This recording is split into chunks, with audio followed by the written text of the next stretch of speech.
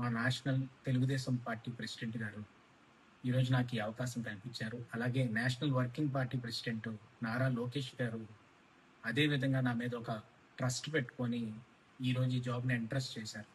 దానికి వాళ్ళిద్దరికీ కూడా జీవితాంతం రుణపడి ఉంటాను.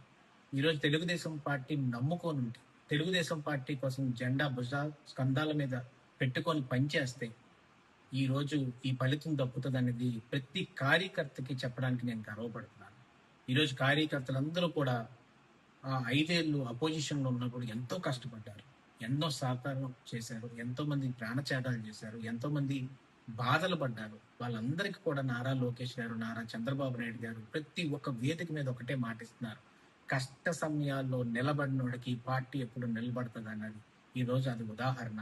ఈరోజు కష్ట సమయాల్లో ఎప్పుడు కూడా మా తండ్రి గారు అయ్యన్న పాత్రుడు గారు కానీ, మేము కానీ, మా కుటుంబం కానీ ఎంతో తెలుగుదేశం పార్టీ మీద నమ్మకంతో 1983 నుంచి కూడా ఎంతో ఆసక్తితోటి కానీ ముందుకొచ్చి కష్టపడి ఈరోజు ప్రయత్నం చేసి తెలుగుదేశం పార్టీని ముందుకు తీసుకెళ్ళాం.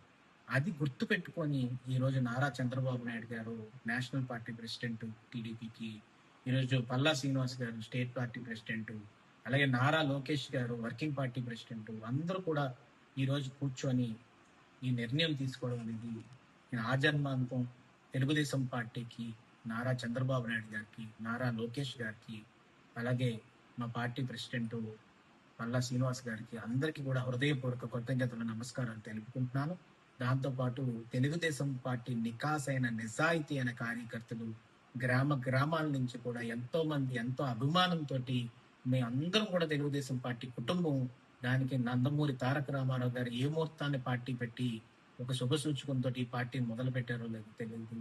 అలాంటి ఆయన్ని ఇన్స్పిరేషన్ గా తీసుకొని ఈరోజు రాజ్యసభ సభ్యుడిగా చింతకాయలు విజయ్కి ఈరోజు పార్టీ ఇంత గౌరవం ఇచ్చిందంటే అదంతా కూడా తెలుగుదేశం పార్టీ దయ వల్ల వచ్చిందని చెప్పి ఈ సందర్భంగా సవినీయంగా మనం చేసుకుంటూ మరొక్కసారి మా national party president Nara Chandrababu Naidu గారికి, working party president Nara Lokesh గారికి ఇద్దరికి కూడా ఆ జన్మంతో రుణపడి ఉంటాము అని చెప్పి ఈరోజు నాకు ఈ అవకాశం కల్పించినందుకు అందరికీ కూడా హృదయపూర్వక కృతజ్ఞతలు తెలుపుకుంటూ జై తెలుగుదేశం, జై చంద్రబాబు, జై నారా లోకేష్ గారు, ఎన్టీఆర్ అమర్.